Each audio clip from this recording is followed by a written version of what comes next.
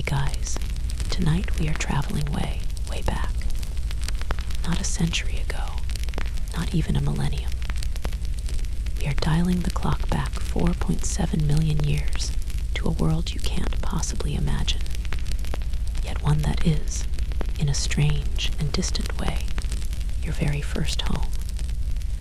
You'll be waking up in a body that is quite human, in a time before the first spark of a fire was ever controlled, before the first word was ever truly spoken. This is life at the absolute dawn of our lineage. Let's be honest, you probably wouldn't survive this for more than a day. Your soft, modern sensibilities are no match for a prehistoric Tuesday. So, before you get comfortable, take a moment to like the video and subscribe, but only if you genuinely enjoy what I do here. And for a bit of fun, let me know where you're listening from and what time it is for you. It's always fascinating to see where these stories land. Now, dim the lights. Maybe turn on a fan for that soft background hum.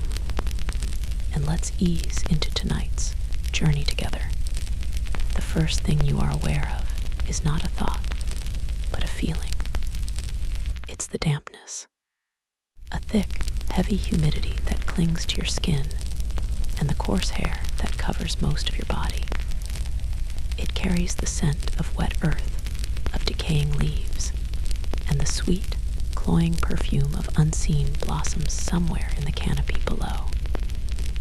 There is no alarm clock, no gentle nudge from a loved one. Your waking is a slow, gradual surfacing from the deep, dreamless sleep of the exhausted. Light, a soft, pearlescent grub, filters through the dense lattice of leaves and branches above you. This is your nest, a messy, uncomfortable tangle of woven branches and packed leaves, wedged precariously in the fork of a colossal tree. It's not exactly a memory foam mattress. A thick, gnarled branch digs persistently into your hip, and you've been unconsciously shifting all night to avoid it. You blink, your eyes adjusting to the dim morning. They are large, forward-facing eyes, brown and deep, and they are your first and most important line of defense. Before you move a muscle, you listen. The air, which will later in the day be filled with a cacophony of buzzing and chirping, is now in a state of quiet suspense. You hear the gentle drip, drip, drip of dew falling from leaf to leaf, a sound that seems impossibly loud in the silence. Far in the distance, a strange, hooting call echoes through the woodland, a sound that doesn't alarm you. It's familiar. It's part of the normal morning chorus. It's the unfamiliar sounds you have to worry about. The snap of a twig below, the low cough of a predator on the prowl. For now, there is nothing but the gentle waking of the forest. You are one of about a dozen. Your family, your world. You slowly push yourself up, your long arms easily taking your weight. You look at your hands. They are stunningly familiar, yet alien. 4 long fingers and a thumb, capable of a powerful grip. The skin on your palms is tough, calloused from a lifetime of climbing. There are no manicures here. Your nails are thick, broken, and edged with dirt. You run a hand over the shaggy, dark hair on your forearm, then scratch an itch on your chest. Your body is a strange mix of features. You stand about 4 feet tall, a compact frame built for moving through this environment. Your legs are capable of holding you upright, of walking on 2 feet, but your arms are still long, hinting at a life spent amongst the branches. And your feet, they are truly remarkable. You curl your toes around the edge of a branch that forms the flimsy railing of your nest. Your big toe juts out to the side, almost like a thumb. It's a fantastic adaptation for gripping, for clinging to the bark of these immense trees with unshakable confidence. It is, however, a bit of a compromise. When you walk on the ground, that splayed toe makes for a slightly awkward, shuffling gait. You can't toe off with the propulsive spring that your distant descendants will have. It's a quirky footnote in your anatomy, a perfect example of evolution in transition. You are a creature of two worlds, the vertical world of the forest canopy and the flat, dangerous world of the ground below. A soft grunt beside you pulls your attention. The old one is awake. He's the large male of your group, his face a mask of leathery wrinkles, and his body scud from a life of encounters you can only guess at. One of his canine teeth is chipped, a permanent snag in his lip. He isn't your father in any modern sense of the word, but he is your protector, the anchor of your small, wandering community. His presence is a comfort. He stares out through a gap in the leaves, his expression unreadable, but his stillness is a sign. All is well, for now. On the other side of the nest, a female is tending to her infant. The tiny creature, a ball of fluff with impossibly wide eyes, clings to the hair on her belly with a grip of pure instinct. She grooms it gently, her fingers parting its fur, searching for ticks or burrs, her lips smacking softly. This is the glue that holds you all together. These quiet, intimate moments of touch and care. It's communication without words, an affirmation of your bond. You watch for a moment, then turn your attention to your own arm, picking a small, irritating seed pod from your hair. There's no morning coffee, no breakfast buffet waiting. The day's first order of business is survival, and that begins with a careful assessment of the world you're about to enter. You shuffle to the edge of the nest, your strange, grasping feet finding secure holds on the branches. You peer down. It's a long way. The ground is a patchwork of shadow and soft, grelite. You are in what your descendants will one day call the Afar Depression of Ethiopia, but it is not the arid, sun-blasted landscape they will find. You live in a woodland, a dense, lush forest of fig trees, acacias, and bay laurel, threaded through with open, grassy patches. This is a crucial detail that paleontologists will debate for over a century. Early theories suggested your kind was forced onto two legs by an expanding savanna, needing to see over tall grass. But the fossilized plants, pollen, and even animal bones found alongside the remains of your species will eventually tell a different story. You evolved to walk upright right here in a woodland environment. But why? As you prepare to descend, the question hangs in your prelinguistic mind not as a sentence, but as a feeling, an instinct. Why leave the relative safety of the trees at all? Paleoanthropologists still debate the true driver of bipedalism. Was it to free the hands to carry food, or eventually, tools and bobbies? Was it a way to regulate body temperature more effectively in the patches of open sunlight between the trees? Or was it simply a more energy-efficient way to travel the long distances you sometimes had to cover between one fruit-bearing grove and the next? You don't have the words for any of this. All you know is that the best food is sometimes on the ground. And so, you must go down. The old one gives another low grunt, this one a clear signal. It's time. He begins to move, not with the reckless abandon of a monkey, but with a slow, deliberate caution. Every hand and foot placement is tested before his full weight is committed. You follow, along with the others. A young male, perhaps a rival to the old one in a few years, moves with a bit more swagger, dropping a few feet from one branch to another with a soft thud. The mother is the most careful of all, one hand always keeping her infant secure as she navigates the vertical maze. The descent is a sensory explosion. The air grows cooler and heavier as you move down. The scent of damp earth intensifies.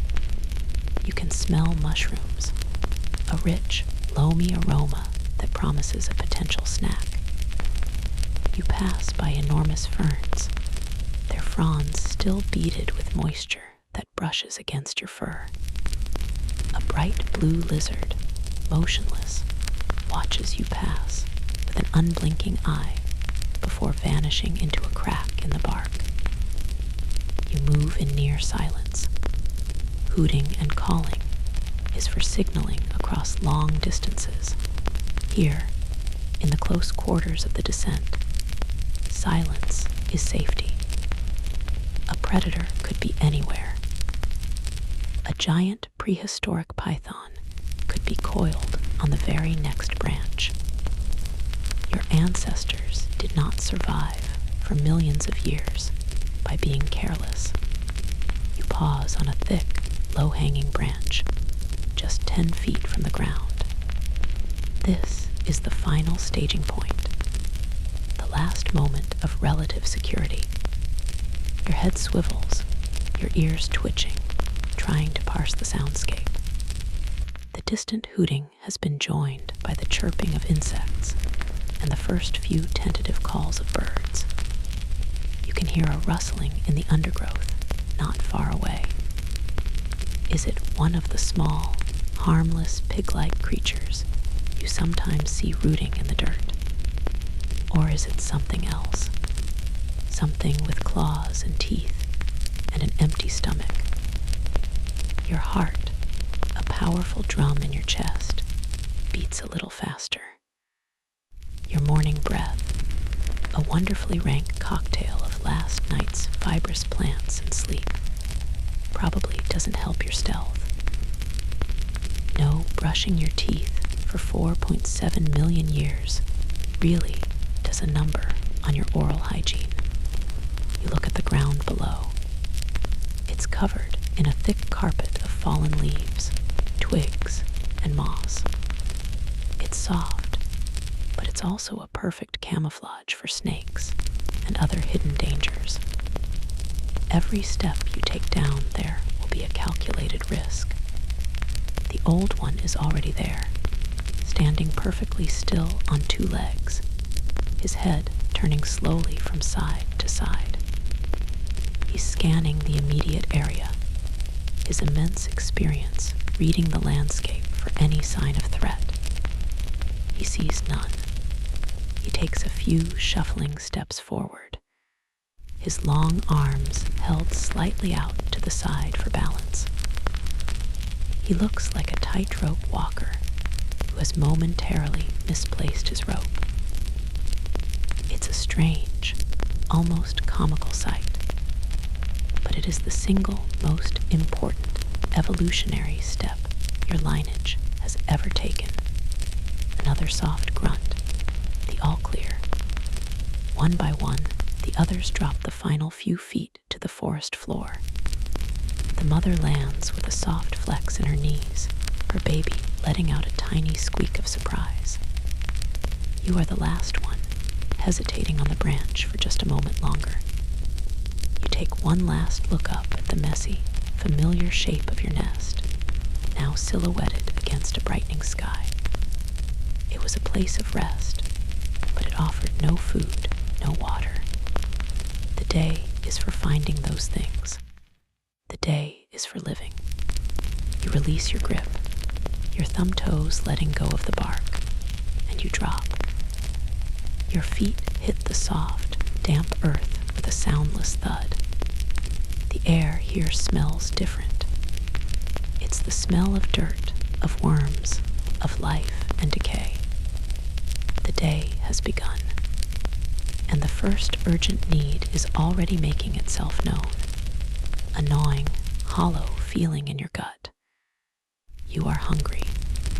You stand upright, your knuckles brushing against the wet ferns. Your group is assembling. A small, vulnerable island of warm-blooded life in a vast and indifferent world. There are no plans discussed, no maps drawn in the dirt. The plan is etched into your instincts, passed down through countless generations. You will move toward the stream. Water is life, and the plants that grow near it are often the most succulent and nutritious. The old one is already beginning to move, his shuffling, bipedal gait carrying him toward a barely there trail. The rest of you fall in line, a loose, cautious formation. The mother and her infant are in the middle, the most protected position. You and the other younger members fan out slightly to the sides, your eyes and ears constantly scanning your designated sector of the world. It's a silent, intricate dance of cooperation. Your survival depends not on your own strength or cunning, but on the collective vigilance of your tiny band. The forest is deep, the shadows are long, and you have no idea what this new day holds. All you can do is walk forward, one slightly awkward, world-changing step at a time. You take your place in the loose formation, the damp earth cold beneath the soles of your feet. The old one leads, not because he was elected, but because he has survived the most suns, the most rains, the most close calls. His knowledge is your group's most valuable asset. The path he takes isn't a path at all, just a line of least resistance through the dense undergrowth. You move with a surprising quietness, your body's accustomed to placing each foot with care. The shuffling gait caused by your sideways pointing big toe is actually an advantage here on the uneven, root-strewn ground. Your wide-splayed feet giving you a stable, solid base with every step. Your long arms, no longer needed for climbing, swing loosely at your sides, providing balance and readiness. If you need to suddenly grab a tree trunk or steady yourself on a rock, they are right there. The air is a library of smells, and your nose is constantly reading it. You can differentiate the sharp, pine-like scent of one type of bush from the musty odor of a patch of fungus.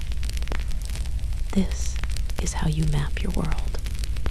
A particularly pungent flower might mean you are close to the patch of sweet roots you found weeks ago. The smell of stagnant water is a warning to keep away. Right now, your nostrils flare, searching for a very specific aroma, the sugary promise of ripe fruit. Your stomach gurgles, a hollow ache that demands attention. The few leaves you chewed on while waking did little to to appease it. Your eyes are just as busy, scanning the ground ahead. It's a habit so deeply ingrained you don't even notice you're doing it. You're not looking for anything in particular, but for everything at once. The subtle movement of a snake in the leaf litter, the telltale shape of an edible tuber peeking from the soil, the glint of a spider's web. Your brain, a remarkable engine of pattern recognition, processes it all, filtering the mundane from the meaningful, the safe from the dangerous. It's mentally exhausting, a state of constant, low-level anxiety that is simply your normal state of being. There's no relaxing, no switching off. Not here, not ever. Then you see it. A splash of deep purple against the muted greens and browns of the forest floor. A fig. And where there is one, there are often more. You let out a low, quiet grunt, not loud enough to carry far, but a clear signal to the others. The group pauses, turning their attention to you.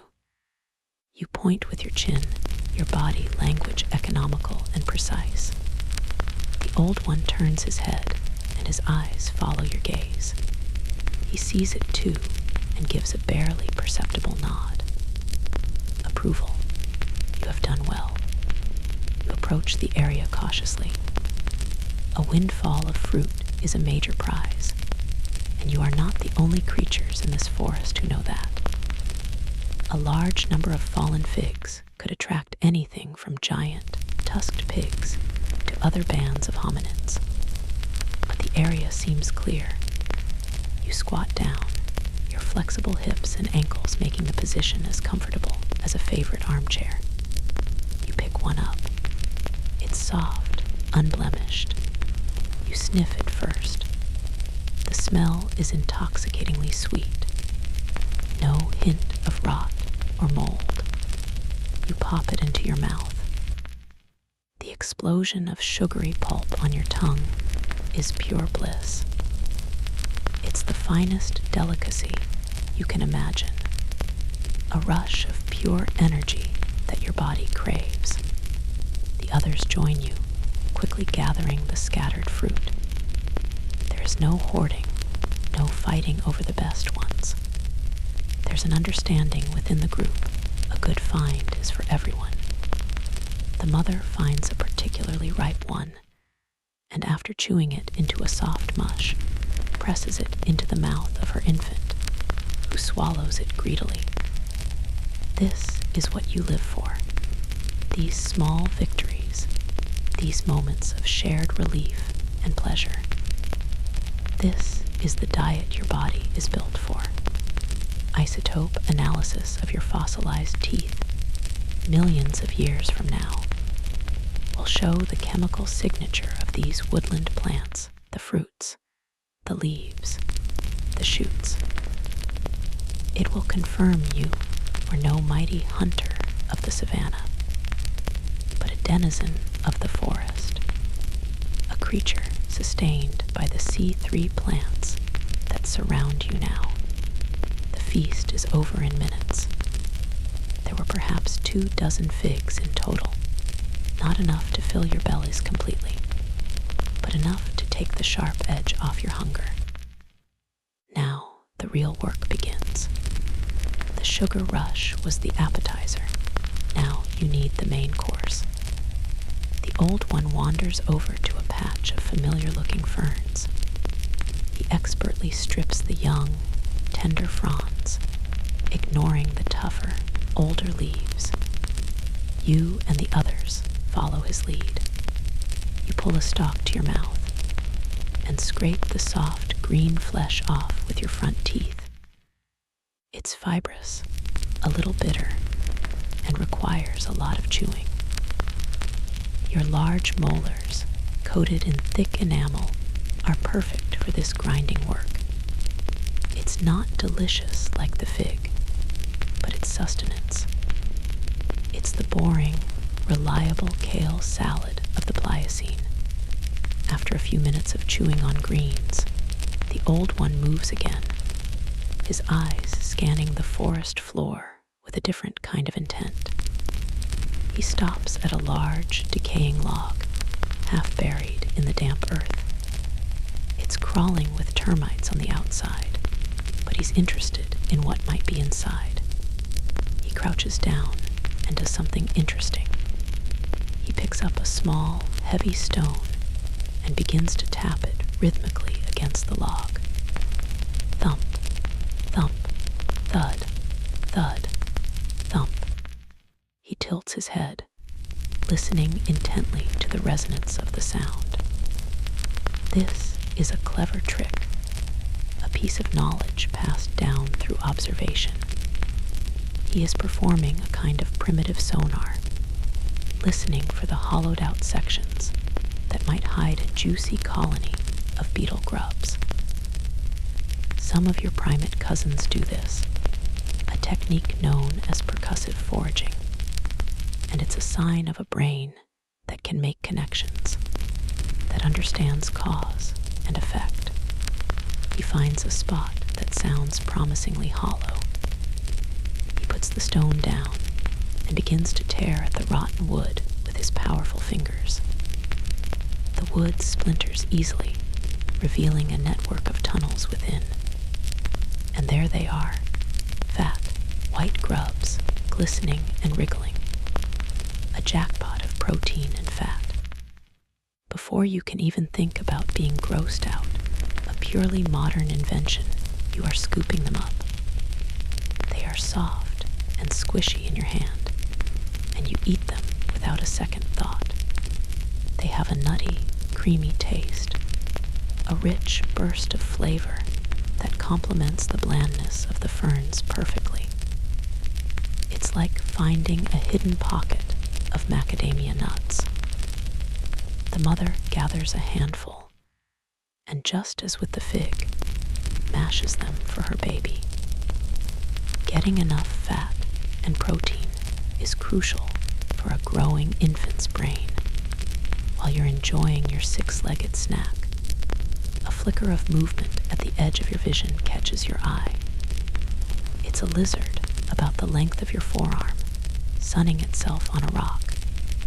It's a tempting prize, more high-quality protein. Without thinking, you lunge.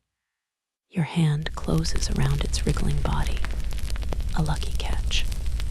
You bring it back to the group, and the old one dispatches it with a quick, efficient bite. The meat is shared, a tiny morsel for each of you. It's tough and sinewy, but it's a rare treat. The taste of it, however, brings a vague, unformed thought to your mind. This small lizard is a prize, but you are surrounded by creatures that are nothing but meat. Huge, lumbering herbivores wander through these same woods. You smell them sometimes, hear them crashing through the brush. Why not eat them? The answer is simple and absolute. You are small, you are slow, and you have no weapons. You have your hands and your teeth, and that's it. You are no killer of giants. Paleoanthropologists will spend decades debating this very point. Whether the earliest inclusion of significant amounts of meat in the hominin diet came from the active hunting of small prey, like this lizard, or from confrontational scavenging, dashing in to steal a piece of a carcass left by a true predator like a saber-toothed cat. For you, right now, the debate is meaningless. The idea of facing down one of the forest's great cats to steal its dinner is an absurdity that your instincts would never allow. You are a gatherer, a forager, and a very, very occasional lucky catcher of tiny things. Now, with food in your belly, a new, more urgent need arises. Thirst. The figs provided some moisture, but the fibrous plants, and the salty grubs have left your mouth dry. You need water. The old one is already on the move again, and you can tell by the direction he's taking that he has the same destination in mind. The stream. Follow him, leaving the relative darkness of the dense forest and entering a transitional zone. The trees are spaced further apart here, allowing more sunlight to dapple the ground. The air feels different, warmer and heavier. You can feel the humidity rising. It's a sure sign you are getting closer to water. Your pace quickens slightly. The promise of a long, cool drink is a powerful motivator. The sounds change, too. The quiet rustles and drips of the deep woods are replaced by a more active buzz of life. You hear more birds, more insects. And underneath it all, a new sound begins to emerge. At first, it's just a faint hum, a vibration you feel more than you hear. But as you walk, it grows steadily louder, resolving into the clear, musical sound of running water. The final 100 yards are through a thicket of reeds and broad-leafed plants that thrive in the damp soil near the water's edge. The ground here is soft, almost muddy, and your splayed feet are perfect for not sinking in too deep. You have to push the large, wet leaves out of your way, and they slap against your skin, cool and refreshing. The sound of the stream is loud now, a constant, soothing gurgle that makes your throat feel even drier. The old one parts the final wall of green, and you step out of the thicket and into the light.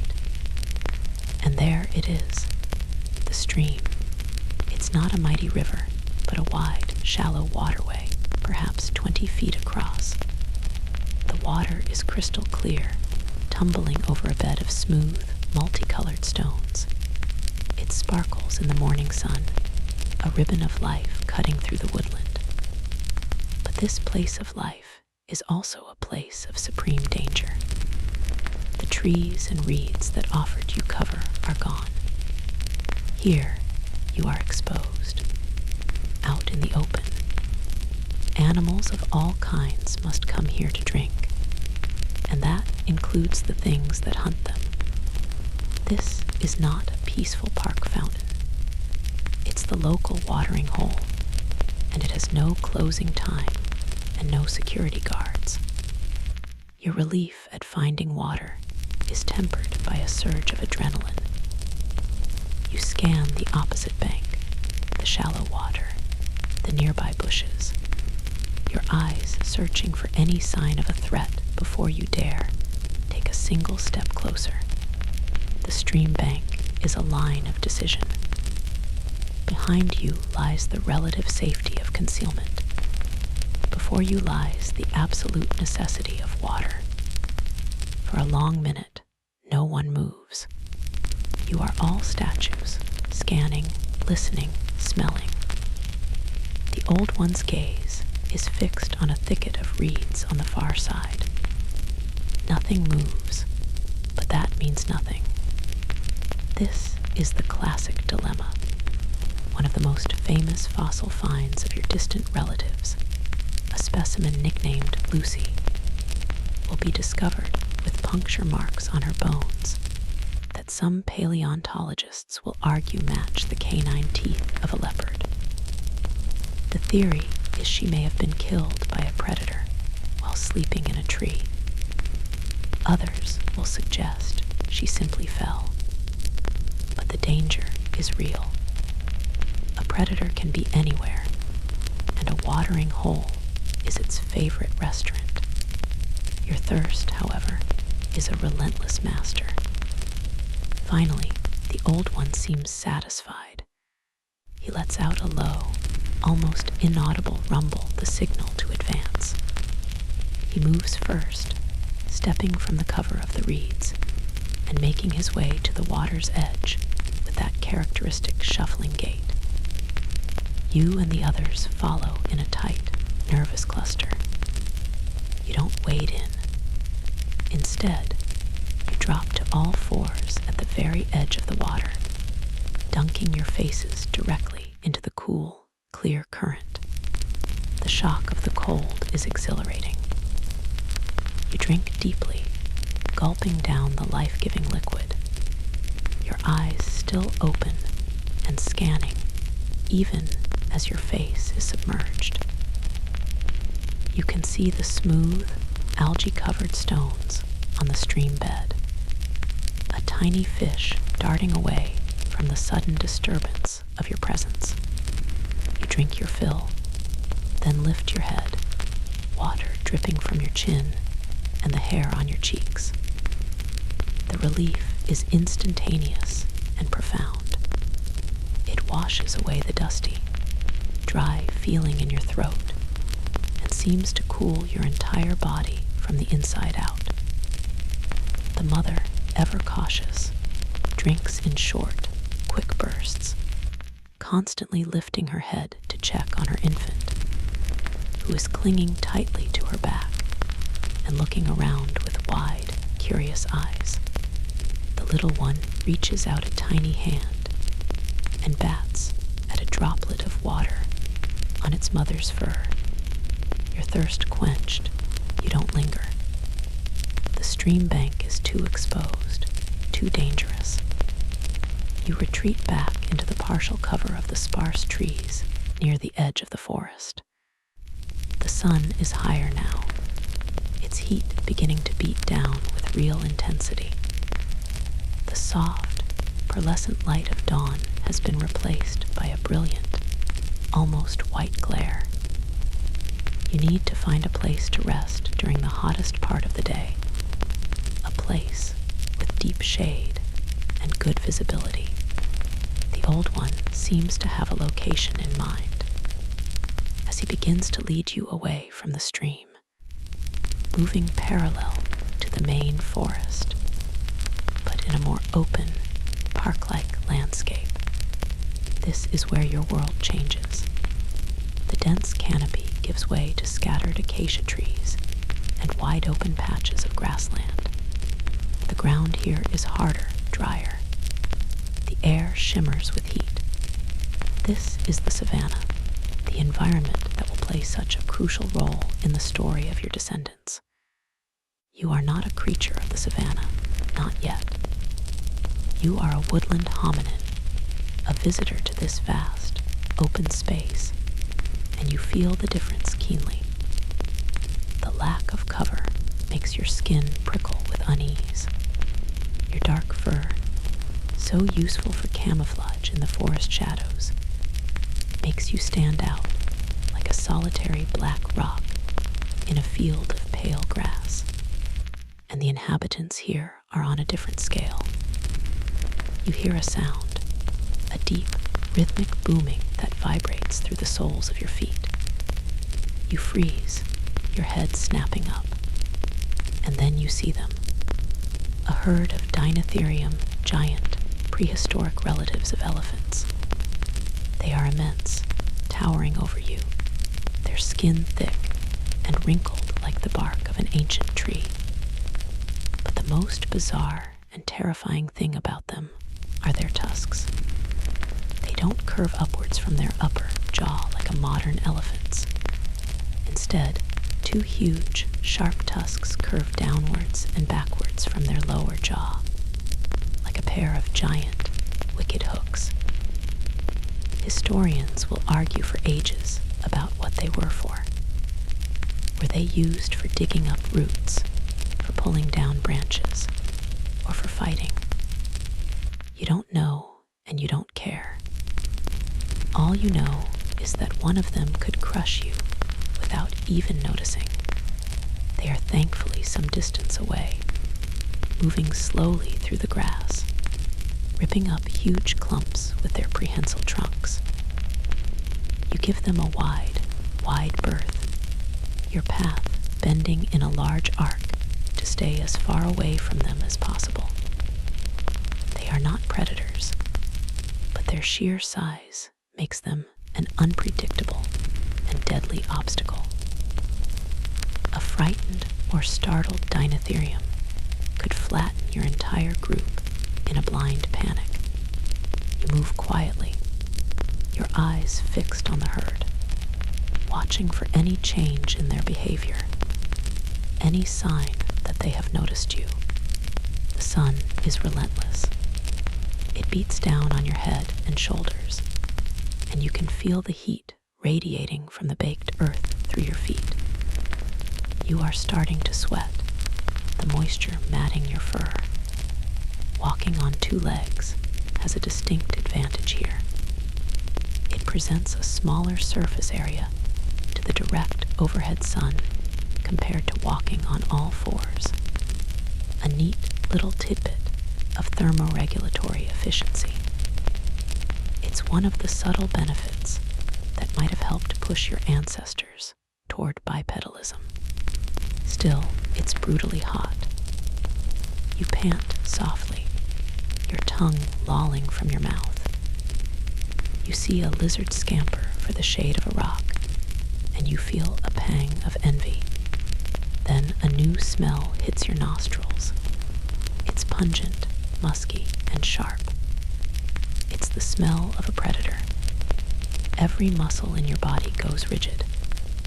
Your head whips around, searching for the source, and you see it. Lounging under the sparse shade of a lone acacia tree is a dinofleece, a terrible cat. It's a saber-toothed cat, about the size of a modern jaguar, but more powerfully built. Its two upper canines are not the huge, scimitar-like daggers of some of its more famous cousins, but they are still formidable, flattened teeth, perfect for inflicting a deep, killing bite. It is watching you. Its yellow eyes are fixed on your small group, its head low, its tail twitching almost imperceptibly. It is not moving. It is assessing, calculating. It knows you are small and slow. It knows you are far from the safety of the deep forest. Your heart is a frantic drum against your ribs. Your mouth has gone completely dry again. Your earlier drink at the stream, a distant memory. This is the reality you live with every moment of every day. The knowledge that you are not at the top of the food chain. You are, in fact, a very vulnerable item on the menu. The old one does not run. To run is to invite a chase, an instinct that this creature would not be able to resist. To run is to confirm that you are prey. Instead, he stands his ground. He rises to his full, unimpressive height of just over 4 feet. He pulls his lips back from his teeth, exposing his own canines in a grimace of defiance. He lets out a loud, sharp bark, a sound somewhere between a cough and a scream. It's a bluff, an act of desperate bravado. You and the other males in the group immediately follow his lead. You stand tall, bare your teeth, and add your own frantic barks to the chorus. You make yourselves as large and as loud as you possibly can. The females instinctively move behind the males, shielding the infant. It's a tense, terrifying standoff. A battle of wills played out across 100 yards of shimmering, sun-baked earth. The dinofleece does not move. It continues to watch you, its gaze unwavering. It seems to be weighing its options. Are you worth the effort? Are you worth the risk of even a minor injury from your desperate, flailing hands and teeth? A minute stretches into an eternity. The only sound is your own harsh breathing and the buzz of insects in the heat. Just when you think your nerves will shatter, the cat does something unexpected. It yawns, a huge, lazy yawn showing off its terrifying dental work. It blinks slowly, then turns its head away, as if suddenly bored with the entire affair. It's a dismissal. It has decided you are not worth it. The tension breaks, but you don't dare move. You stay frozen, watching, until the cat lays its head down on its paws and appears to go to sleep. Only then does the old one slowly, carefully, begin to back away. You all follow, moving backwards, never taking your eyes off the predator under the tree. Your legs feel weak, shaky with adrenaline. You have survived. This time, it was a close call, a stark reminder of your place in this world. You are not strong. You are not fast. You are not armed with claws or venom. Your only true weapon is your brain, your ability to cooperate, to bluff, and to know when to be invisible. And your secret, fringe weapon, your own stink. Some have theorized that early hominins, with their sweaty, omnivorous bodies, were just plain unappetizing to a lot of specialist predators who were used to the cleaner taste of herbivores. You might have literally smelled too weird to eat. It's a strange thought, but in a world like this, you take any advantage you can get. You continue your journey, the image of the cat burned into your mind. You are moving faster now, with a renewed sense of urgency. The midday rest is no longer a luxury, it's a necessity. You need to get out of this exposed, open country and find the refuge the old one is leading you toward. The heat is becoming oppressive, a physical weight. The world seems to be bleached of color, all pale grass and shimmering air and the deep shadows of the acacia trees. Finally, you see your destination. It's a small, rocky outcrop, a jumble of large boulders at the edge of another patch of woodland. It's a perfect spot. The rocks will provide deep, cool shade, and the elevated position will give you a good vantage point to watch for any approaching threats. You scramble up the sun-warmed rocks, your grasping feet and strong hands making quick work of the climb. You find a spot on the eastern side, a sort of shallow cave formed by one massive boulder leaning against another. The ground here is cool stone, a welcome relief for your hot feet. You collapse into the shade, your body exhausted from the heat and the terror of the last hour. The group huddles together, a silent, panting mass of fur and limbs.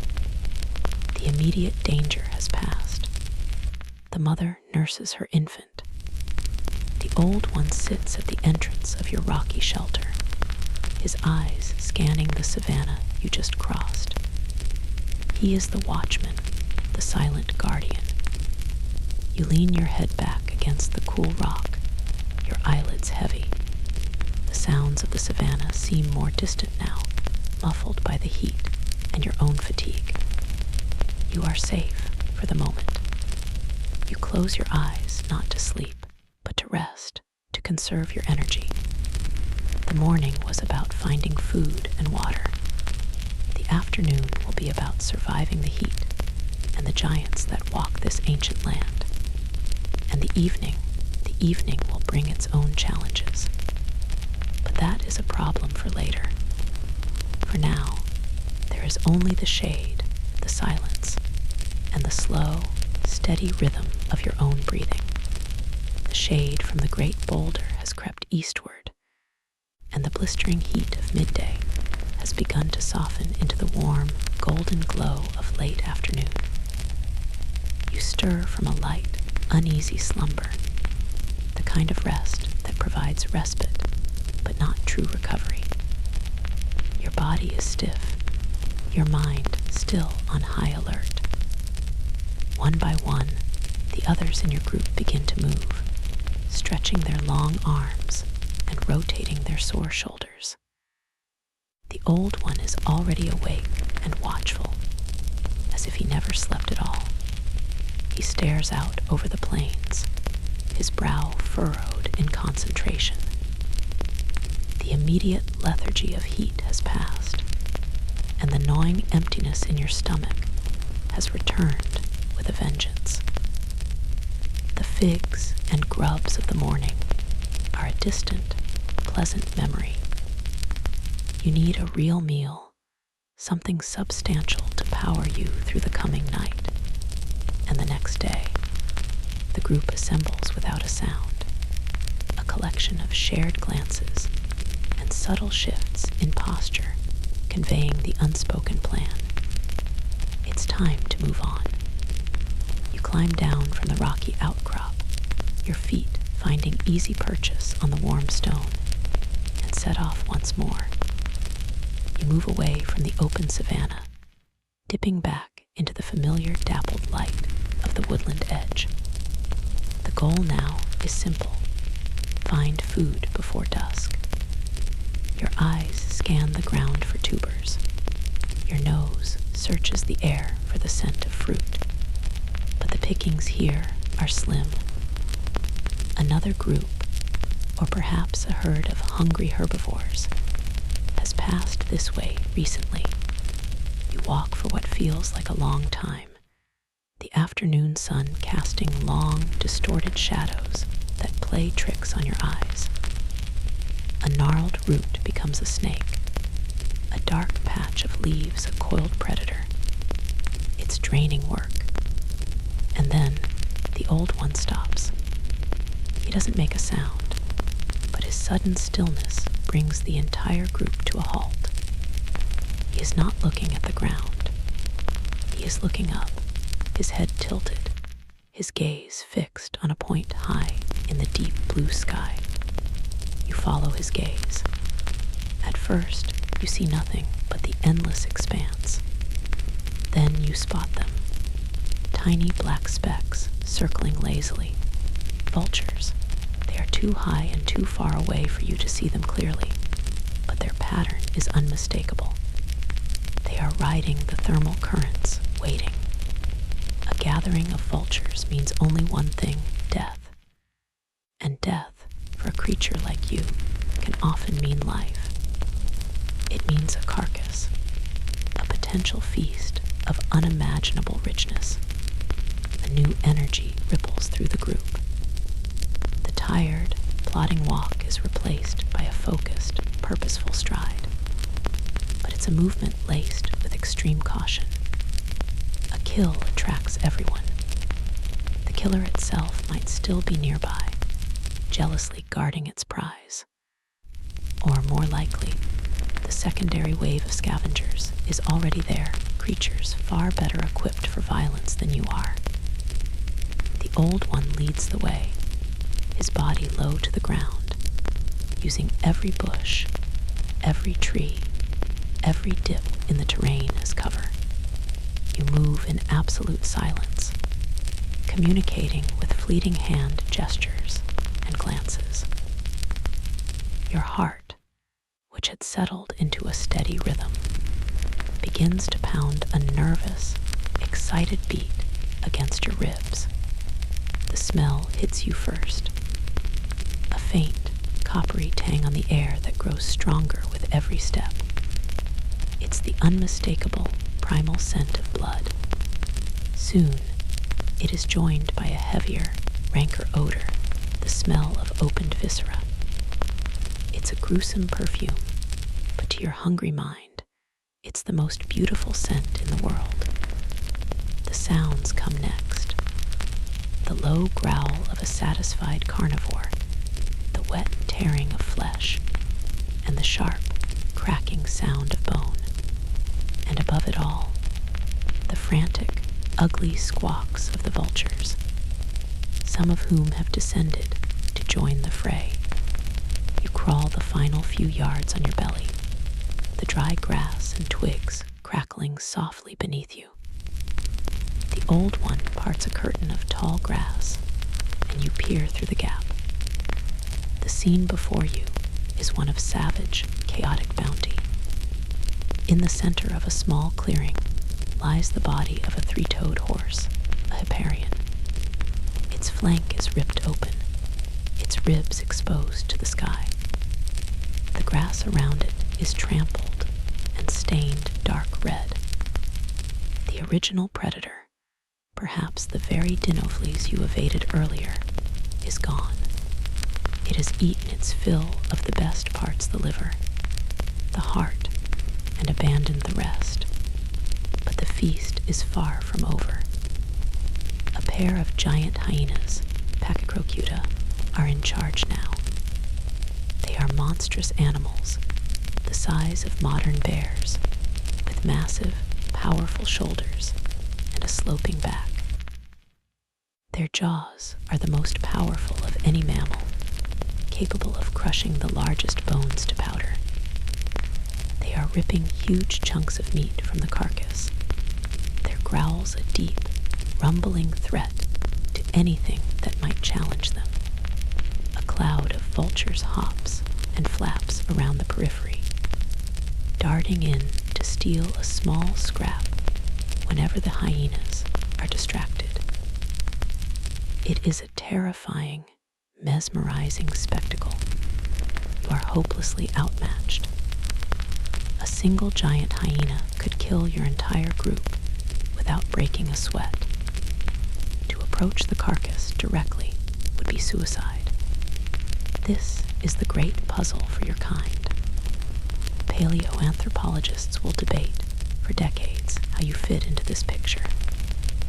Were you a passive scavenger, waiting patiently for days until all the major players had left, picking at the last dried shreds of sinew and skin? Or were you something bolder? Did you practice confrontational scavenging, using your growing intelligence and group cooperation to actively drive predators away from their kills? Looking at the scene now, the idea of confronting those hyenas seems laughable. You are no conqueror. You are a thief. A very, very clever thief. So you wait, and you watch. The old one's eyes are narrowed, not with fear, but with intense concentration. He is not watching the feast itself. He is watching the dynamic. He is looking for a window of opportunity, a momentary lapse in the brutal hierarchy of the kill site. The sun continues its slow descent toward the horizon, painting the sky in shades of orange and pink. You are running out of time. Soon, it will be dusk, and the night will bring its own, even more fearsome scavengers. It's now or never, and then it happens. A third hyena, perhaps a younger, more ambitious one, approaches the kill. The two dominant hyenas immediately turn to confront it. The clearing erupts into a bedlam of snarling, snapping, and roaring. The three giants are locked in a furious, circling standoff over the rights to the meal. The vultures, sensing the shift in power, become bolder, swarming the carcass from the other side. This is it, the moment of chaos. The window. The old one gives a sharp, clipped grunt. It's the signal. He bursts from the grass, and you are right behind him, along with two of the other younger, faster members of your group. The females and the infant remain hidden. This is a job for the quick and the expendable. Your legs pump, your awkward gait eating up the distance to the carcass. The world narrows to a terrifying, exhilarating tunnel. The roar of the hyenas, the stench, the sight of the mangled horse, it all floods your senses. You don't have time for finesse. You reach the carcass and do the only thing you can. You grab. Your powerful hands, so good at gripping branches, are perfect for latching onto a loose flap of meat. You sink your teeth in and tear, your neck muscles straining. You manage to rip away a long, ragged strip of red muscle and sinew. Beside you, the Old One has plunged his arm into the body cavity. His target, something specific and precious. He pulls out a glistening, dark organ, rich in vitamins your plant-based diet often lacks. As you get your prize, your eyes fall upon a leg bone of the horse, already picked clean, but snapped in two by the hyena's powerful jaws. On a sudden, inexplicable impulse, you grab it. It's heavy and awkward. Why did you take it? You don't know. But a fringe theory among future scientists will suggest that this was your species' true genius. Not fighting for the meat, but stealing the bones. That inside that heavy, seemingly useless bone is a treasure no other creature here can access. The marrow. A dense, calorie-rich paste of fat that is the ultimate survival food. Your brain, hungry for lipids, might have made a connection you weren't even aware of. Remember this bone. It's important. The whole operation takes less than 10 seconds. The hyenas are still distracted by their internal squabble. But one of them turns its head, its blood-smeared muzzle sniffing the air. It sees you. Its eyes lock with yours, and it lets out a terrifying, high-pitched whoop of alarm and rage. The Old One screams the retreat signal. You don't hesitate. You turn and run, clutching your gory prizes. The heavy bone feels clumsy in your hand. You can hear the hyena crashing through the grass behind you. Fear lends you a speed you didn't know you possessed. You dive back into the tall grass, back into the safety of cover, your heart feeling like it might explode. You don't stop until you have put a solid 100 yards between you and the kill site. You collapse behind a termite mound, gasping for air, adrenaline singing in your veins. The others are with you, all safe. You have done it. You have risked everything and won. You look at your prizes. The strip of meat is dirty, covered in grass and gore, but it is the most beautiful thing you have ever seen. The Old One proudly holds his prize, the nutrient-packed liver.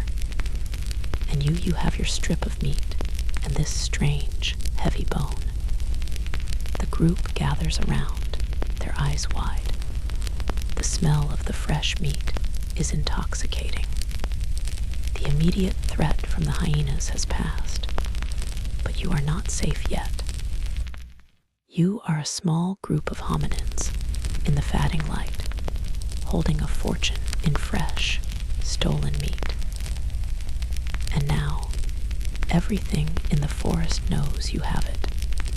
You crouch in the long grass, the coppery scent of the meat thick in your nostrils. Your knuckles are white where you grip the heavy Hipparian leg bone. Your heart is doing a frantic, thumping dance against your ribs, a drumbeat of fear and triumph. The immediate, screaming terror of the hyena's charge is fading, replaced by a deep, vibrating anxiety. You have the prize, but in this world, possessing a prize is often as dangerous as acquiring it. That smell, the glorious perfume of fresh meat, is now a beacon. It's an invisible trail you are leaving on the wind. An advertisement to every predator within miles that a vulnerable, edible creature is carrying a portable feast. The Old One knows this.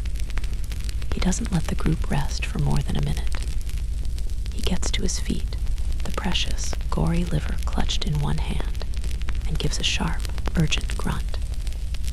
There There's no ambiguity in the command. We move. Now, the sun is bleeding out across the horizon, a spectacular, violent smear of orange, red, and purple.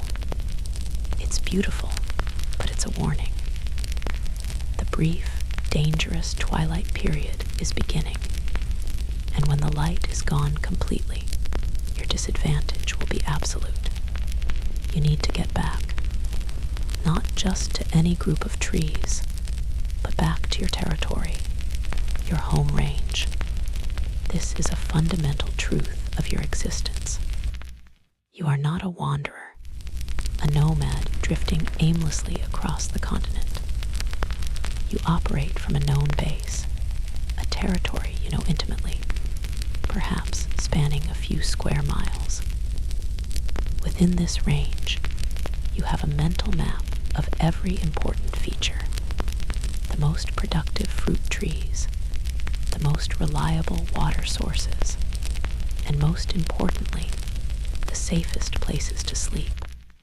Straying too far from this familiar ground is to enter a world of unknown dangers and uncertain resources. The journey out was a calculated risk. The journey back is a desperate necessity. The old one sets a grueling pace, heading not towards the nearest dense forest, but on a specific diagonal course. How does he know the way? There are no paths, no signs, no one to ask for directions. You have no language to even discuss the route. His navigation is a complex and mysterious art, a form of genius that will be lost to your descendants, who will one day outsource the skill to a friendly voice in their pocket-sized glowing rectangles. His first and most reliable guide is the sun. He keeps the setting sun at a specific angle to his left shoulder, a living compass that gives him a constant directional bearing. But the sun is a blunt instrument. It can tell him the general direction of west, but it can't guide him through the intricate maze of gullies, thickets, and clearings that lie between here and home. For that, he relies on memory. You watch him, and you see him reading the landscape like a story he has read 1,000 times. He glances at a strangely twisted acacia tree, its branches reaching out like gnarled arms, and adjusts his course slightly to the right. This tree is a waypoint, a permanent anchor in his mental map. A little while later, you cross a dry, sandy riverbed. He pauses in the middle, looking at a particular arrangement of large, sun-bleached stones, and then turns to follow the riverbed for 100 paces before climbing the opposite bank. Any other spot would have led you into an impassable thorn thicket. He knows this not because he can see the thicket, but because he remembers it's there. Paleoanthropologists will one day argue about the nature of this skill. Was it a simple, stimulus response form of navigation, like a rodent following a scent trail? Or did he possess a true cognitive map, a flexible, bird's-eye view of his entire territory stored inside his head? Could he, if necessary, plot a novel route? Or was he bound to these familiar, memorized pathways? As you hurry to keep up, clutching your awkward bone, you don't have the capacity to frame the question. You only know a profound sense of trust. He knows the way. He is taking you home. As the sun vanishes completely below the horizon, the world is plunged into a deep blue twilight. The quality of the light changes, and so do the navigational tools. The old one now seems to be navigating by scent and sound. You pass a patch of bushes bearing small, inconspicuous white flowers that only open at dusk. Their sweet, heavy scent fills the air, and the old one sniffs deeply, a look of confirmation on his face. This is another landmark, an olfactory one. He knows this scent means he is on the right track. The very air of your home range has a familiar smell, a unique combination of the dominant trees, the type of soil, the particular quality of the water. You are still too far away to smell it, but he is navigating towards it. He also uses the soundscape. At one point, he stops the group behind a rock and simply listens. He is not listening for predators, not this time. He is listening to the shape of the world. Some scientists in the far future will call this soundscape orientation.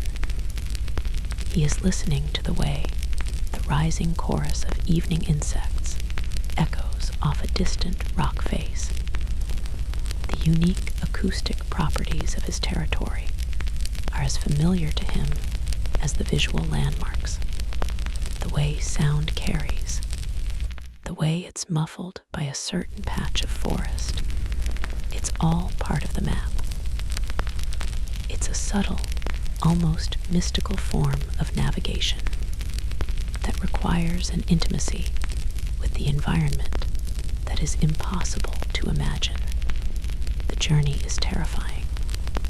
The long shadows of the afternoon have now merged into a universal, murky darkness. Every bush could be a predator. Every rustle of leaves sends a jolt of fear through you. The younger male in front of you stumbles, his foot catching in a hole, and he goes down with a startled grunt. The whole group freezes instantly, huddling together, listening for any predator that might have been alerted by the noise. The male gets up, unhurt but shaken.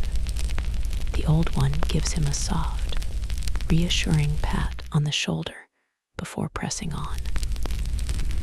A twisted ankle out here would be a death sentence, not just for the individual, but potentially for the whole group if they had to slow down. Carrying your prizes makes it even harder. The strip of meat is slick and keeps slipping from your grasp.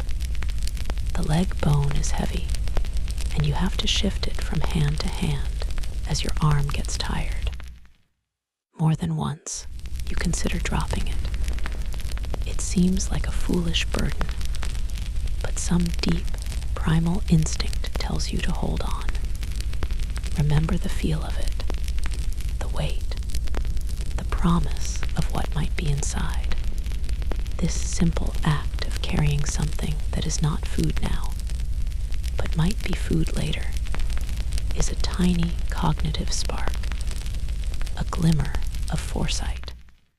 Then you smell it, faintly at first, then stronger. It's the familiar scent of the damp earth and the specific type of moss that grows near your favorite nesting spot. At the same time, a familiar sound reaches your ears, the unique chirping croak of a species of tree frog that lives only in the grove you call home. Relief washes over you in a powerful, dizzying wave. Your tired muscles seem to find a new strength. Your steps become more confident. You are back. You break through a final line of unfamiliar bushes into a small, grassy clearing that you recognize instantly.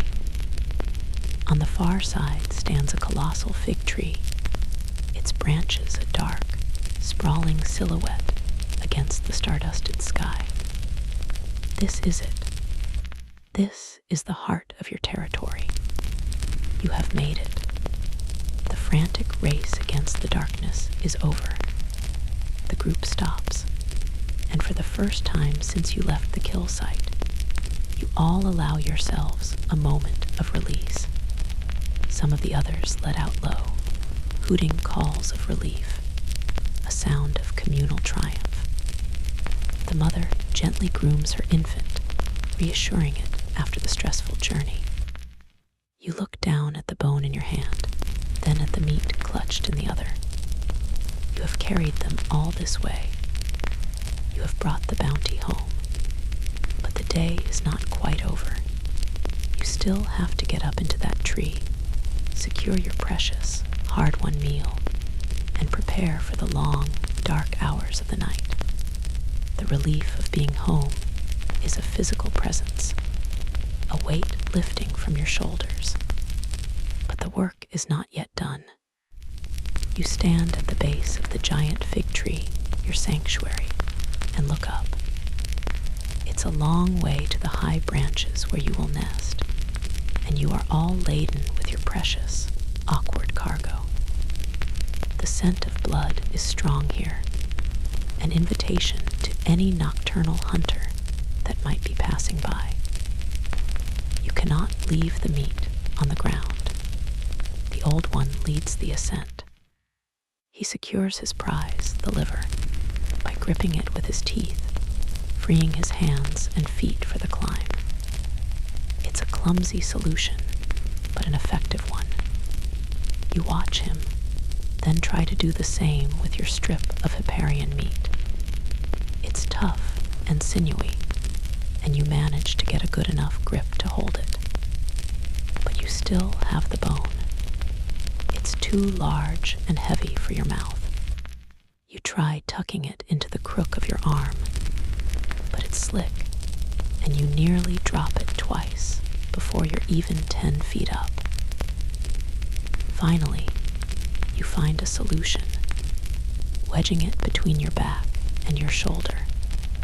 The pressure of your climbing motion holding it in place. The climb is familiar, your hands and grasping feet finding their holds on the rough bark without conscious thought. You move upwards into the deep darkness of the canopy, leaving the exposed ground behind. You, the old one, and the other successful hunters find a spot on a particularly broad, sturdy branch about 30 feet up. It's a natural platform, wide enough for several of you to sit comfortably. The mother, with her infant, finds a more secluded, sheltered spot a little higher up. She has no meat of her own, but she will not be forgotten. Once settled, the feast begins. The old one lays the liver on the branch and tears at it with his teeth. He offers a piece to the others who are not on the raiding party. You turn your attention to your own prize. You tear at the strip of meat, your powerful jaw muscles working hard. It's tough, laced with inedible sinew, and you have to chew for a long time to get a single bite down. It's rewarding, yes. The taste is rich and iron-heavy, a welcome change from plants and grubs, but it is hard work. Your biology simply isn't optimized for this. You are not a true carnivore. After a few minutes of wrestling with the tough flesh, you set it aside. Your gaze falls upon the leg bone. It lies on the branch beside you, inert and mysterious. You sniff it. It smells faintly of blood, but it is hard and unyielding. You gnaw on one of the broken ends, your teeth scraping against the dense surface, but you can't make a dent. It is, for all intents and purposes, inedible. You feel a flicker of frustration. You carried this heavy, useless thing all this way for nothing. You push it, and it rolls slightly on the branch. You are about to shove it off into the darkness below, but you pause. An image surfaces in your mind. The sound of the hyena's jaws cracking this very bone. The sharp, explosive crack. An image of the inside of the bone. A a flash of something soft and wet before the hyena gulped it down. There is food in there, the best food, but it is locked away, sealed in a vault of calcium that your teeth cannot open. Your eyes scan the branch you are sitting on. It's just wood, leaves. Then you look down at the base of the tree. Through a gap in the leaves, you can see the pale shapes of rocks in the starlight. Rocks, hard things. You remember the old one earlier today, tapping on the log with a stone. Hard thing hits soft thing, makes sound, reveals food. What if a hard thing hits another hard thing? It's a thought without words, a connection forged in the deep, quiet furnace of your developing brain. A nascent curiosity, stronger than your frustration, compels you to act. You carefully clamber back down the tree, your movements quiet and deliberate. The others watch you, their chewing momentarily forgotten, their expressions curious. You reach the base of the tree and search the ground. You pick up a few stones. One is too light. Another is too round. It slips from your grasp. Then you find it. A piece of quartzite, about the size of your fist. It's heavy, solid, and one side of it fits comfortably into your palm, your fingers wrapping around it securely. It feels right. It feels like a part of you. You climb back up to your perch on the broad branch, your new possession held tightly. You can feel the eyes of your family on you. The old one has stopped eating completely, his gaze fixed on you with an unnerving intensity. You place the heavy Hipparian bone on a flat, solid part of the branch, like it's a table. You hold the quartzite stone in your right hand. You notice, in a detached way, that holding it in your right hand feels more powerful, more natural, than holding it in your left. This simple preference, this handedness, is the ghost of a change happening within your skull. A specialization of the two halves of your brain that will one day unlock everything. You take a breath. You raise the stone and bring it down on the bone. Thwack. The stone bounces off with a painful vibration that jolts your arm. The leg bone is unharmed. A low grunt of disappointment escapes your lips. But you are not deterred. The idea is too strong now. You adjust your grip. This time, you put more force behind it, a grunt of effort escaping your lips as you strike. Crack. The sound is explosive in the quiet night air. It echoes through the tree. The leg bone splits lengthwise, a long fracture revealing the treasure within.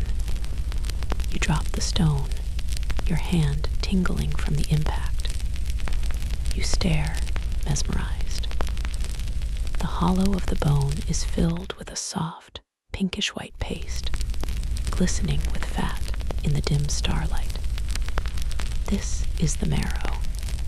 Hesitantly, you dip a finger into it.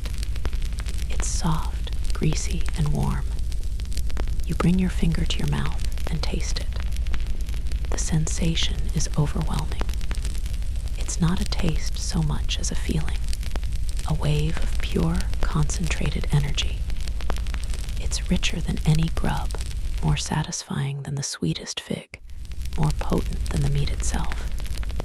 It coats your tongue, a superfood of fat and protein. It is, without question, the most incredible thing you have ever eaten. You let out a hoot of pure, unadulterated triumph. You use your finger to scoop out more of the glorious paste and eat it greedily. This is the solution. This is the prize. The meat was the appetizer. The marrow is the feast. This discovery answers a question that will one day perplex scientists.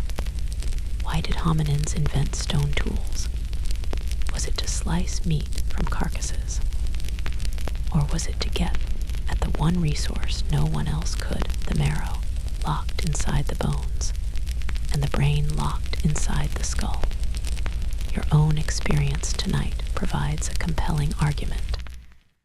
Your teeth were sufficient, if not ideal, for the meat. But they were useless for the marrow. The stone tool wasn't just an improvement, it was a key. A key to a locked room filled with calories. The old one shuffles closer, his eyes wide with understanding. He looks at the split bone, then at the rock you used. He looks at you. There is no jealousy in his gaze, only a deep, profound curiosity. You are not a challenger. You are an innovator. You hold out a piece of the broken bone to him, offering the marrow. He takes it, sniffs it, and then tastes it himself. His eyes widen. He understands. You have not just found a new food source. You have created a new category of object.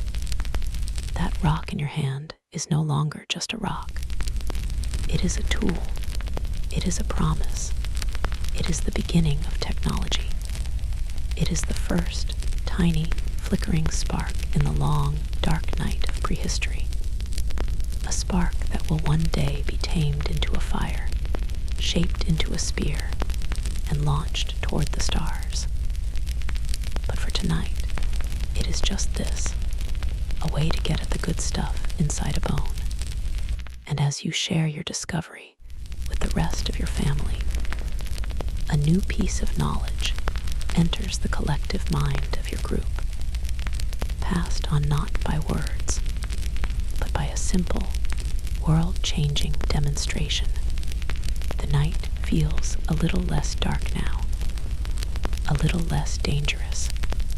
The last morsel of the miraculous, fatty marrow has been consumed. The shattered remnants of the bone and the last tough strips of meat have been unceremoniously dropped into the darkness below, a small offering to the unseen spirits of the night. A profound sense of satiation settles over the group. It's a feeling you rarely experience, not just the absence of hunger, but a deep, caloric contentment that soothes the body and quiets the mind. The frantic energy of the day, the terror of the hunt, the triumph of the discovery, all begin to recede, replaced by a heavy, bone-deep weariness. The night is fully enthroned now, a thick, stardusted velvet canopy above, and an impenetrable, menacing blackness below. The air has grown cooler, carrying a slight chill that raises goosebumps on your skin beneath your fur. The real work of the day is done. Now begins the passive, watchful work of the night, enduring until the sun returns. You shuffle closer to the young male you'd competed with for figs this morning. All rivalry is forgotten now. He turns, and you begin to groom him, your fingers parting the coarse hair on his shoulders, searching for ticks, burrs, or flakes of dry skin. It's a soothing, repetitive motion. Your attention is focused, your mind quiet. He grunts softly in contentment and leans into your touch.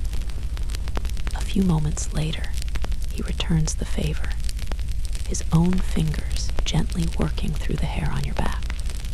Across the branch, the old one is being groomed by another male. The mother has her infant cradled to her chest, her lips making soft, smacking sounds as she meticulously cleans its tiny ears. This is the great primate ritual. It is your social glue, your wordless conversation. This simple act of touch says everything that needs to be said. You are one of us. You are safe. I am here. We are together. It calms the frayed nerves after a day of constant stress. It reaffirms bonds of alliance and affection. It is the nightly ritual that turns your small, vulnerable band of individuals into a cohesive whole. It is your strongest defense against the terrors of the night. After a while, the grooming subsides. A deep quiet settles over your small group. It's time to attempt sleep. You shift your position on the broad branch, trying to find a spot where a protruding knot of wood isn't digging into your ribs. You will not build a nest here. This is just a temporary stopover, a fortified camp. Your bed is the hard, unforgiving surface of the tree itself. You curl into a tight ball, tucking your hands and feet in to conserve warmth, your head resting on your arm. You close your eyes, but to close your eyes is to open your ears. With your dominant sense of sight now useless, your hearing becomes preternaturally sharp. The world is transformed into a symphony of unseen events, a soundscape that is both mesmerizing and terrifying. The background is a constant, high-pitched hum, the collective thrumming of millions of insects, a living, breathing white noise machine for the Pliocene. Woven into this are the rhythmic, bell-like calls of tree frogs and the occasional soft hoot of a nocturnal bird. These are the normal sounds, the comforting ones. Then come the others. From far off to the south, a deep, guttural roar rips through the night air. It's not the dinofleas from this afternoon. It's something bigger, something heavier. The sound seems to vibrate in your very bones. You don't know what it is, and you don't want to know. You only know that it is huge. It is a killer, and it is thankfully a long way away. You press yourself tighter against the male beside you, his warmth a small shield against the immense, predatory sound. A sudden, piercing shriek from the forest floor directly below makes you jump, your muscles instantly tensing. It's a sound of abrupt and final agony, cut short. A small creature, a rodent, a shrew, a tiny primate, has just met its end. You hear a faint rustling, and then silence. Something is hunting down there. You listen, your ears straining, trying to track its movement. But the hunter is silent. The knowledge that a killer is moving stealthily in the darkness, just 30 feet beneath you, is a cold knot of fear in your belly. This is why you sleep in trees. This is the absolute reality of your world. A world where you can't just lock the door and turn on a light. You are in the movie, and you can't turn it off. Later, you hear a heavy, crashing sound in the distance. It's not a predator. It's a herd of something massive, perhaps the Dinotherium from earlier, moving through the forest. The sound of their passage, of great trees groaning and branches snapping, is another reminder of the sheer scale of the world you inhabit. A world of giants, where you are but a small, scurrying afterthought.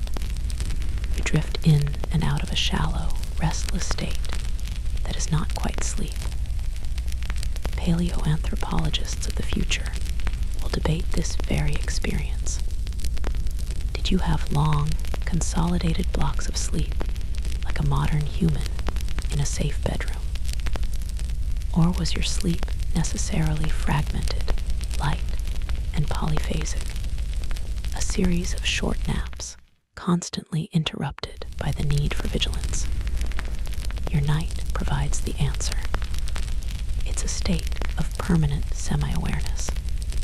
You doze, your mind goes quiet, but the slightest unfamiliar sound, a twig snapping, a change in the rhythm of the insect chorus, jerks you back to full consciousness, your heart pounding. During one of these waking moments, you look over at the old one. He is not asleep. He is sitting upright, his back against the main trunk of the tree, his chin resting on his chest.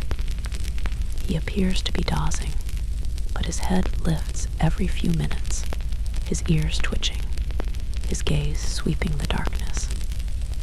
He is the sentinel. It's not an official, designated role. It's simply a natural state born of his age and experience. He sleeps less soundly than the young, his mind perpetually cataloging the sounds of the night, sifting the normal from the threatening. This is the sentinel hypothesis in its most primal form. The light, restless sleep of the old and experienced, providing a blanket of security for the young and vulnerable. His quiet, constant presence is an immense comfort.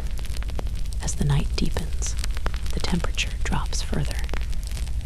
Instinctively, your small group shuffles even closer together, a huddle of warmth and shared fear. The young male you groomed earlier is now pressed so tightly against you that you can feel the slow, steady beat of his heart. The female with the infant has been absorbed into the group, the tiny baby now sheltered in a cocoon of adult bodies. This is the ultimate comfort of kin. The terrifying sounds are still out there. The invisible predators still prowl the darkness below. But in this small, warm circle of breathing bodies, there is a profound sense of safety. The fear is not gone, but it is shared. And a shared fear is a diminished one. You rest your head again, your mind drifting.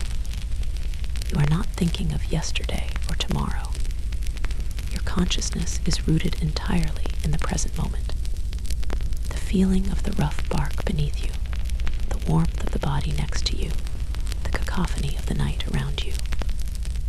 You are a small, intelligent mammal, perched in a tree, surviving the long, dangerous dark as your ancestors have done for millions of years. It is a life of constant, unrelenting fear, but it is also a life of simple, powerful comforts. The taste of marrow, the relief of quenching a thirst, the quiet reassurance of a grooming hand, and the steady, living warmth of your family, huddled together, waiting for the dawn. Section 8. The deepest part of the night has passed. The chorus of nocturnal insects has softened, and the air holds the pregnant stillness that comes just before dawn. You are drifting in that shallow, fragmented sleep, your body cold and stiff, when a new sound slowly filters into your consciousness. It's a low, rhythmic moaning. It's a sound of pain. Your eyes snap open. The first hint of gray light is outlining the leaves of the canopy, turning the world from absolute black into infinite shades of shadow. The group is beginning to stir, awakened by the same sound. You push yourself up, your muscles protesting, and look for the source. It's the young male, the one you huddled with for warmth. He is lying on the branch, shivering violently, his teeth chattering. His eyes are half open, glazed and unfocused. The old one shuffles over to him, concern etched on his wrinkled face. He nudges the young male, letting out a low, questioning grunt. The male moans again and tries to shift his position, but a sharp cry of agony escapes his lips as he puts the slightest pressure on his left foot. You move closer to get a better look, and you see it. The foot he stumbled on yesterday is no longer just a foot. It is a swollen, distorted caricature of a foot. The small cut on his ankle, which seemed so insignificant yesterday, is now an angry purple gash, oozing a thick, yellowish fluid. The entire area around it is puffy and grotesquely enlarged, the skin stretched tight and shiny. You tentatively reach out and touch the skin near the wound. It is shockingly hot, radiating a dry, burning heat. The infection has taken hold. What was a minor injury, a simple stumble in the dark, has become a raging, systemic crisis. The shivering is not from the cold, it is from fever. The life force of this strong young male is being cooked away from the inside by an enemy you cannot see, cannot understand, and cannot fight. A feeling of helplessness settles over the group. You have seen this before. You know how it ends, but instinct demands you try something. The mother, whose own infant is watching the scene with wide, uncomprehending eyes, approaches the injured male. She begins to lick the wound, her rough tongue working at the inflamed skin. It's a primal mammalian instinct, an attempt to clean and soothe. But the infection is too deep. The male cries out in pain at her touch, and she backs away, her face a mask of confusion and distress. She then does something else. She scurries to a nearby branch and plucks a specific type of broad, waxy leaf. She brings it back, chews it into a dark green, pulpy mash, and then carefully attempts to plaster this poultice onto the wound. This is the absolute bedrock of medicine, the first chapter in the story of pharmacology. It's a behavior likely learned from observation, passed down through generations. Perhaps she once saw another hominin, or even another type of ape, use this leaf, and it seemed to help. Maybe future scientists will discover this plant has mild antiseptic properties. But for a deep, raging infection like this one, it is a futile gesture, a prayer made of leaves. You all watch, knowing it is useless. The young male's breathing is becoming shallow and rapid. He has stopped shivering and is now frighteningly still, his eyes closed. The sun is climbing, and the forest is coming alive with the sounds of a new day. Birds are calling, monkeys are chattering in the distance. The world is moving on, and you must move with it. Your stomachs are empty again. You need water. You need food. But the young male cannot walk. He cannot even stand. This is the brutal calculus of your existence. Paleoanthropologists will find ample evidence in the fossil record of individuals who survived traumatic injuries. Healed fractures are surprisingly common. A broken arm, if supported by the group, could heal. That individual could still contribute, using their knowledge, their eyes, their voice. They were worth the investment. But an infection like this, it is almost always a one-way street. The old one looks at the sick male. He looks at the rising sun. He He looks at the faces of the rest of the group, at the hungry infant clinging to its mother. His decision is already made, written in the unsparing logic of survival. The needs of the many, the needs of the group, outweigh the hopeless suffering of the one. This is the heart of the great debate about early hominin compassion. Did you practice selfless altruism, caring for the sick, no matter the cost? Or was your compassion a pragmatic investment, reserved for those with a chance of recovery? Today, the answer is starkly, painfully clear. The old one lets out a short, sharp call. It is the signal to move out. It is a death sentence. There is no malice in it, only a grim necessity. He does not waste time. He begins to descend the tree. One by one, the others follow, their movements slow, their heads bowed. No one looks at the young male. It is easier that way. The mother is the last to move, her face full of a grief she cannot express in words. She gives the sick male one last, gentle touch on the shoulder before turning to follow the others. Her own child, a precious, living weight she must protect. You are the second to last. You pause on a lower branch and look back. The young male lies alone on the great branch, a small, still form in the growing light. He who just last night shared your warmth, who was groomed by your hands, whose triumphant hoot joined yours after the discovery of the miracle, is now being left to the inevitable. You think of the antiseptic wipes and miracle pills of a future you cannot even dream of, tools that could erase this entire tragedy in a matter of days.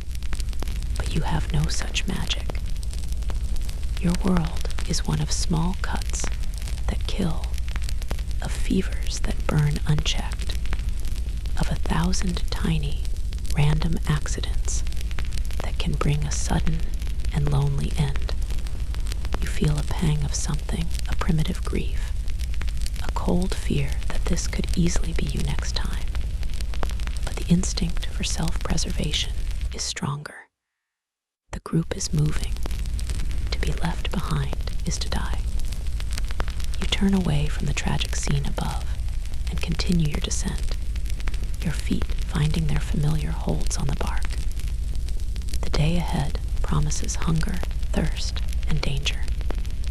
The group is smaller now, weaker by one. You land softly on the forest floor, the damp earth cold beneath your feet. You do not look back up. The journey continues. The sun climbs higher, but it brings no warmth to your spirit. The group moves in a cloud of gloom, the ghost of the young male you left behind haunting your steps. Each familiar landmark is now tinged with the memory of his absence. The world feels emptier, more dangerous. Your group is smaller, your collective strength diminished. The old one seems to feel it most keenly. He pushes you all onward with a new, grim urgency, leading you away from the familiar paths of the last few days, as if trying to outrun the memory itself. You move into a part of your territory that you visit less frequently. The trees are different here, taller, thinner, with a silvery bark you don't recognize. The scent in the air is sharper, tinged with pine and some unknown resinous sap. The ground is rockier, and you have to watch your footing even more carefully. The fate of your fallen companion a fresh and potent warning against a moment's carelessness. The foraging is poor. The usual roots and tubers are scarce. and the berry bushes you find have been stripped clean, their branches bare. Your hunger, which was a dull ache, is sharpening again into a demanding pain. The old one leads you to the top of a low, grassy ridge that offers a wide view of the shallow valley below.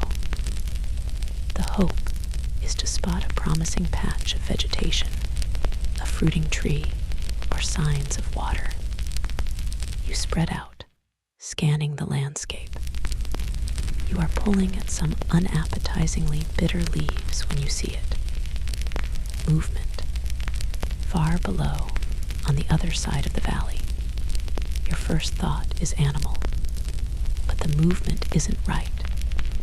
It's not the four-legged scuttle of a pig or the lumbering gait of an herbivore.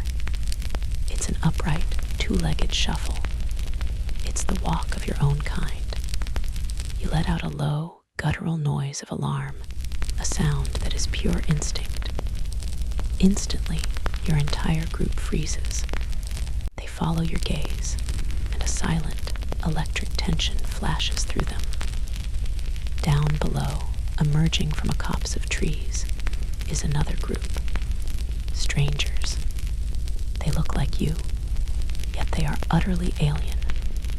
A deep, primal fear, cold and sharp, grips you. This is more than just caution. This is a deep-seated, evolved instinct, a whisper from 1,000,000 years of evolution telling you that strangers are danger. Strangers mean competition for this scarce food, for this precious water, for this very territory. Strangers might carry sicknesses your bodies have no defense against. This is the ancient root of xenophobia, a survival mechanism from a time when the world was big. Resources were few, and the only people you could trust were the ones you woke up next to. The old one silently herds you all back from the crest of the ridge into the cover of some low bushes. You lie on your belly, peering through the leaves. The other group has not seen you yet. They are foraging, moving with a confidence that tells you they believe this territory is theirs. You count them. There are more of them, perhaps 15. And you see at least 4 large adult males, whereas your group now has only 3. This simple, brutal arithmetic changes everything. They are stronger. Their leader, a massive male with a thick neck and a mat of dark hair, points to something on the ground, and the others gather around. For a moment, you are simply watching a mirror image of your own family. You see a mother there, with an infant even smaller than the one in your own group.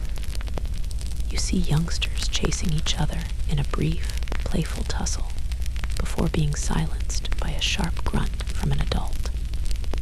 They are just like you. And that is what makes them so terrifying. Then one of the young ones in their group, chasing a lizard, runs a little way up the slope of the valley. He stops, tilts his head, and looks directly up at the ridge where you are hiding. His eyes meet yours. He lets out a high-pitched cry of alarm and points a long, accusatory finger right at you. The game is up. The entire valley seems to fall silent. Their group freezes, their heads snapping up towards you. Your group is equally frozen, caught in the open. The time for hiding is over. The old one rises slowly to his full height, an act of defiance, a statement that you will not simply flee like frightened rabbits. He is exposed on the skyline, a clear and challenging silhouette. Their leader does the same, standing tall and puffing out his chest. The air crackles with unspoken threats.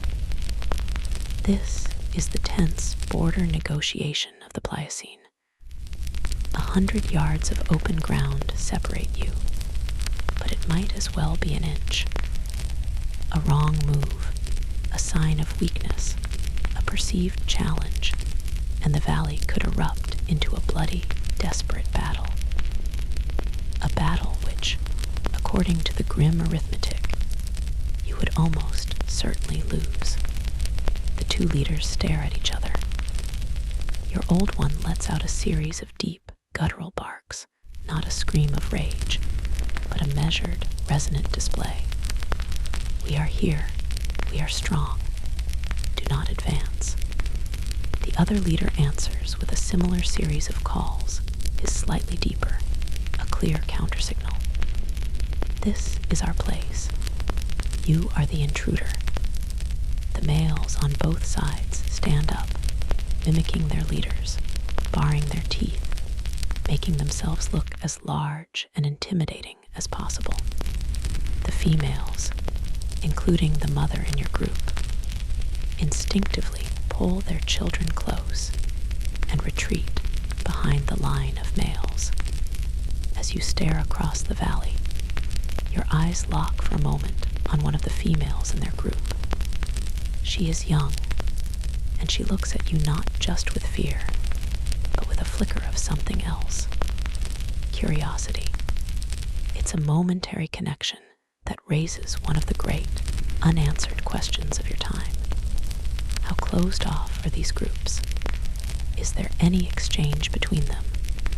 Do females, upon reaching maturity, ever leave their birth group to join another, bringing new blood and new genes with them? Or are you all isolated genetic islands, doomed to drift apart or clash until one group replaces the other? Paleoanthropologists and geneticists will puzzle over this for millennia, trying to understand the balance between conflict and connection that shaped the human story. In this moment, the question is raw and real. Is she a potential mate or a mortal enemy? The answer is probably both, and that makes the situation infinitely more complex. The standoff continues for what feels like an eternity. No one moves. No one forages. The entire world has shrunk to this tense, silent confrontation. But the other group is not advancing, and you are not attacking. A violent clash would be costly for them, too. Even in victory, they would suffer injuries, and an injury, as you know all too well, can be a death sentence. Finally, the old one makes his decision. He has assessed the situation, weighed the odds, and chosen the path of survival. He takes one step back. It is a tiny movement, but its meaning is immense. It is a concession, a signal that you are not seeking a fight. He takes another slow step backwards. He does not turn his back. That would be an invitation to attack. He simply retreats, slowly, deliberately, his eyes still locked on the other leader.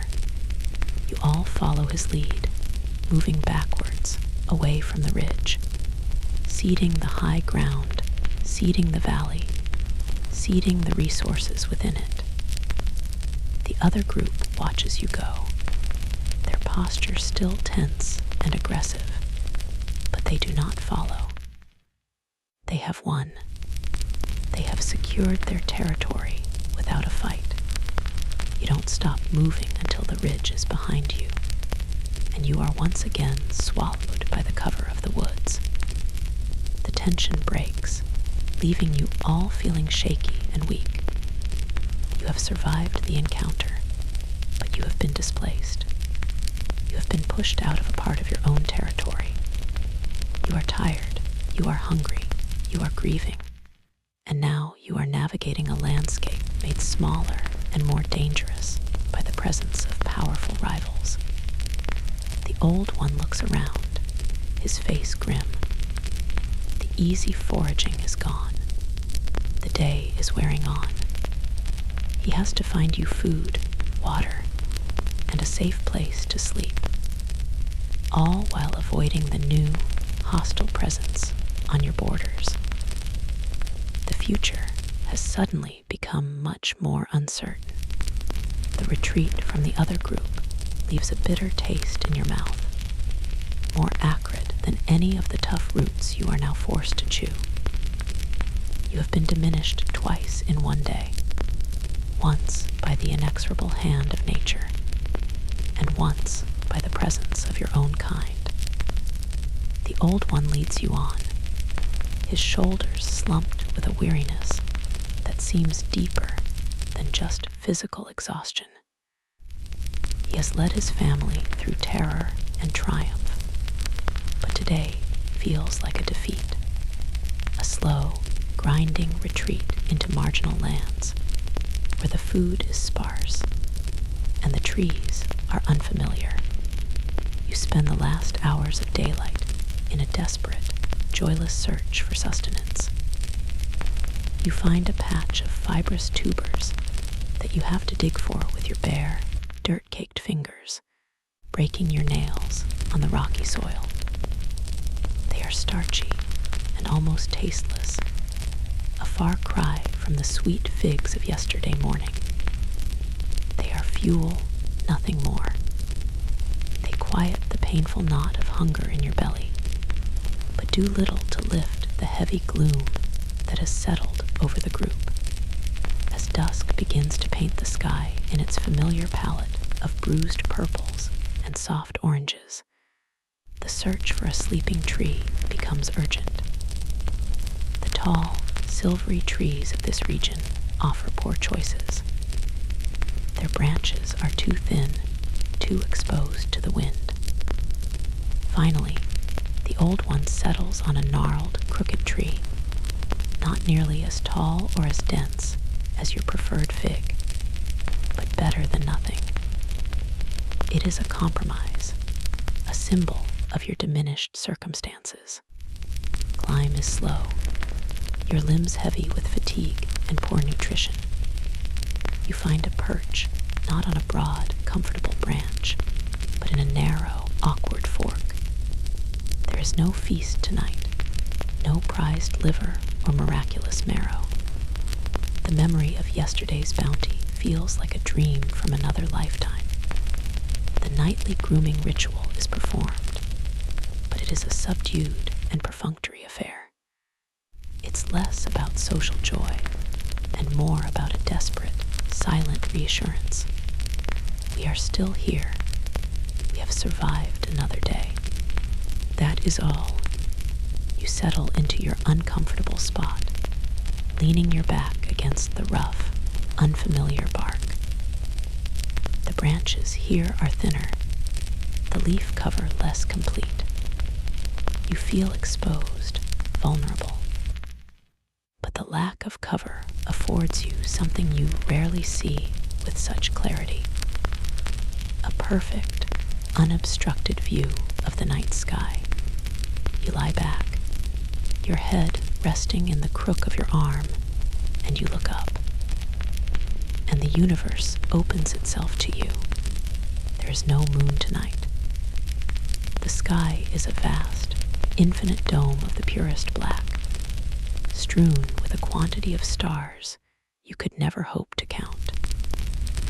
It is not the flat, distant sky your descendants will know. It is a place of breathtaking depth and texture. The Milky Way is not a faint, hazy band. It is a thick, churning river of light, a celestial cloud of such brilliance that it seems to cast its own soft, ghostly glow upon the world. You can see its intricate, mottled patterns, its dark dust lanes, and its bright, dense star fields. It looks close enough to touch. The stars themselves are not just quiet, twinkling points. They are fierce, sharp diamonds of intense, multicolored light, some a brilliant, piercing blue-white, others a warm, glowing amber. They don't twinkle from atmospheric disturbance. They blaze with a steady, commanding intensity. And because of the slow, inexorable drift of stars over millions of years, the patterns are all wrong. You see no familiar Big Dipper, no Orion the Hunter. The sky is full of strange, new alien constellations. A map that belongs only to this deep, ancient moment in time. You stare, your mind empty of thought. You have no words for what you are seeing. You do not know what a star is. You do not know that you are on a planet, spinning in the void.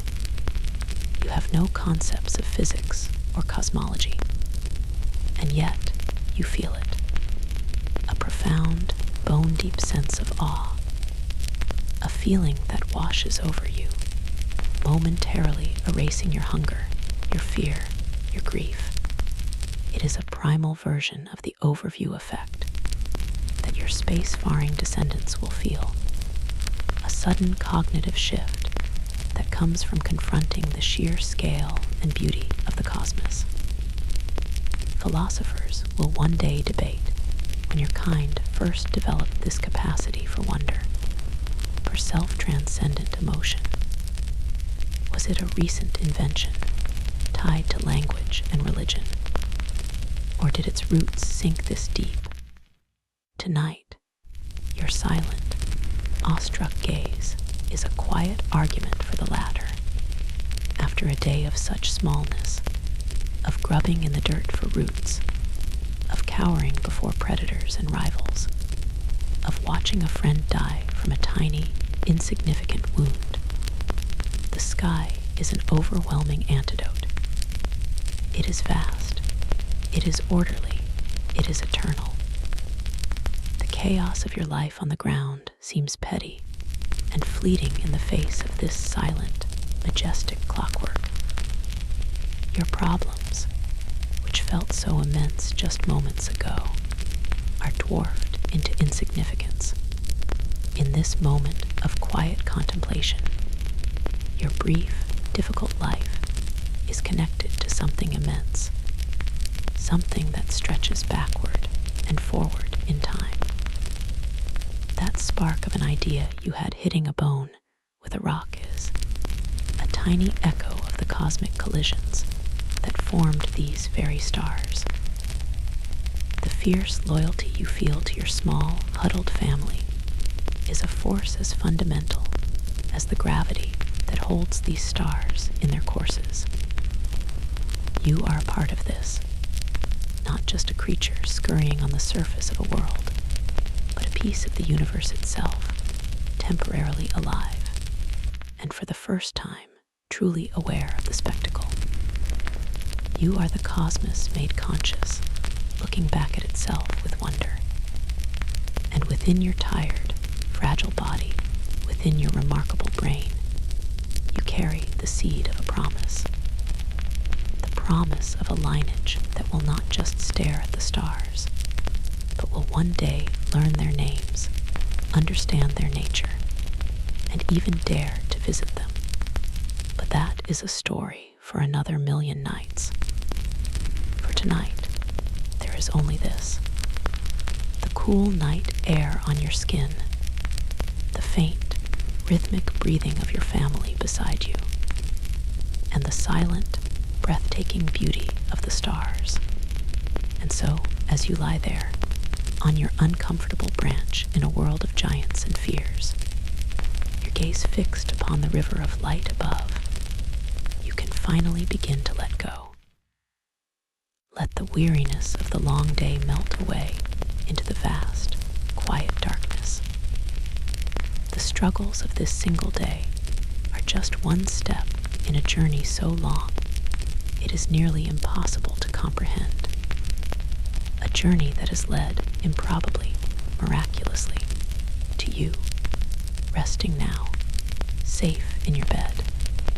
The ancient sounds of the Pliocene night can fade, replaced by the soft, familiar hums of your own room. The rustling of the leaves in that long-vanished tree can become the gentle whisper of your own breath, rising and falling in the quiet of your own peaceful night. Your story is woven from threads of this deep, deep past of hardship, of resilience, of that first spark of ingenuity, and of that first moment of quiet, human wonder while gazing at the stars. Let that long story hold you now, and let you rest